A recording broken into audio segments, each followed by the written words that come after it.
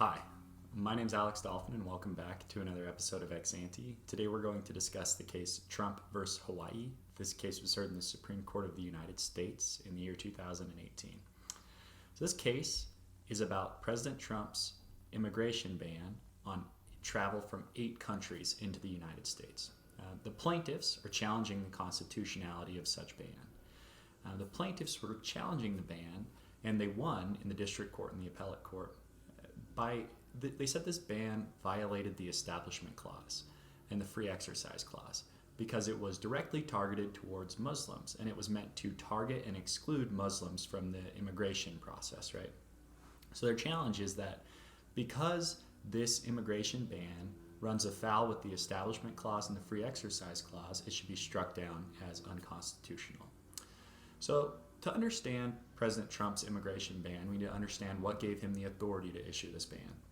And that was the Immigration and Nationality Act. This was an act passed by Congress, and what it did was it allowed the president to find facts that he felt, if he felt like there was a national security threat to our country, he was allowed to take actions to stop travel from those countries that would be a threat to our national security in the United States.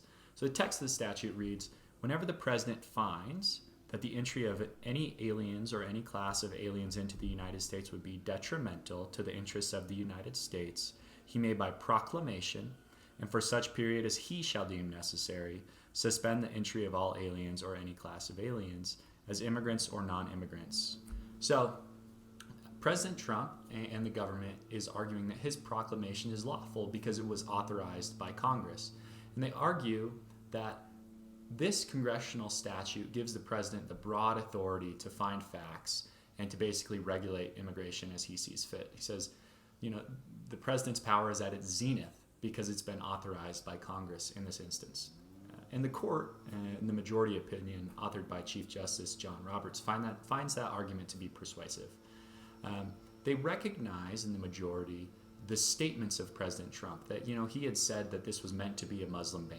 He was campaigning on the promise of enacting a Muslim ban. And they recognize those statements, but the majority says as long as there is a rational basis for this proclamation and for this, essentially, this halt on immigration from these countries, then it's constitutional. We don't need to just look at the president's statements on their face. Rather, we're going to look at the proclamation on its face and determine if there was a rational basis for the president to, determine that he could suspend entry from these certain countries. And they say, well, it seems that there was a rational basis for the president's actions here. The government had found that there was a compelling security threat from these 8 countries. And for that reason, this isn't a Muslim ban, the majority says. This was just a ban to protect the national security. Now, it's contrary to President Trump's statements, but the important thing to understand about the majority's opinion is that they kind of take President Trump's statements with a grain of salt. Essentially, they're saying, we're going to look at the proclamation on its face, and if there's a rational basis for it, then it's fine. We're going to let it continue. We're not going to hold the statements of the president outside the proclamation in a higher regard than we are the proclamation itself. So that's the argument of the majority. Justice Kennedy issues a concurrence, which is kind of just a stern rebuke of President Trump and just says, hey, I concur in the judgment, but I don't like the way that you handled this. I don't like the way that you spoke about Muslims this way, and I don't condone that, essentially. It's kind of an interesting opinion to see this from the court. That's just a stern, essentially, hey, correct course, President Trump, have a little bit more candor. Justice Breyer and Justice Kagan file a dissent where they talk about how this proclamation might be constitutional, right? President Reagan issued a similar immigration ban. President Carter did the same, so it isn't unprecedented. But the issue, they say, is that there were some, essentially, there were supposed to be waivers for some people coming from other countries. And the president really wasn't exercising these waivers, so he wasn't exercising the proclamation as it was written. And for that reason, they said, well, we need to find more facts and see if we can determine if this is constitutional, but they don't agree with the majority that it is constitutional. Now, Justice Sotomayor and Justice Ginsburg write a much more stern rebuke of the majority. Their opinion says that, hey, let's just take the president at face value. Let's take the president and what he said publicly, right?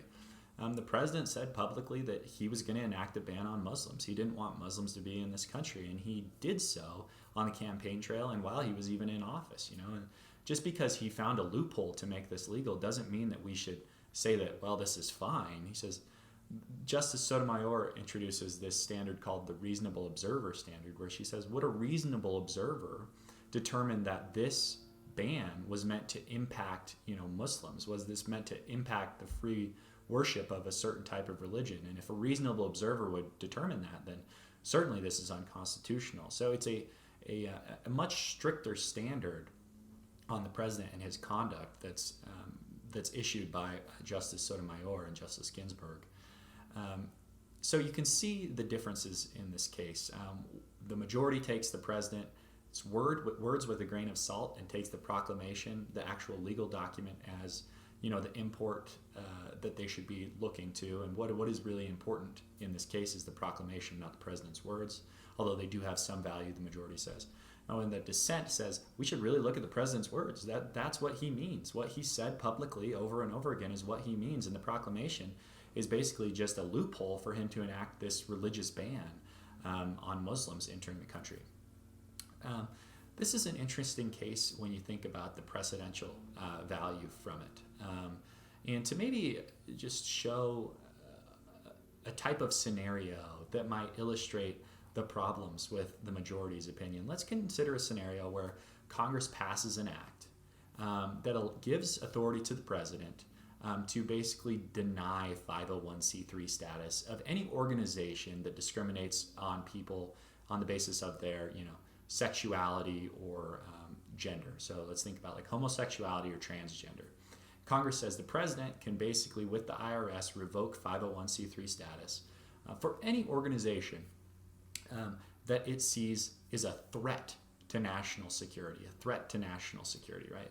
So if the president finds facts that organizations that say, well, we don't accept homosexuality, we don't accept transgenders, if the president finds facts that says that's a national security threat because now it's basically ginning up these organizations that spread anti-gay propaganda or anti-transgender propaganda and cause basically uprisings and problems, the president finds facts that, this is a national security threat.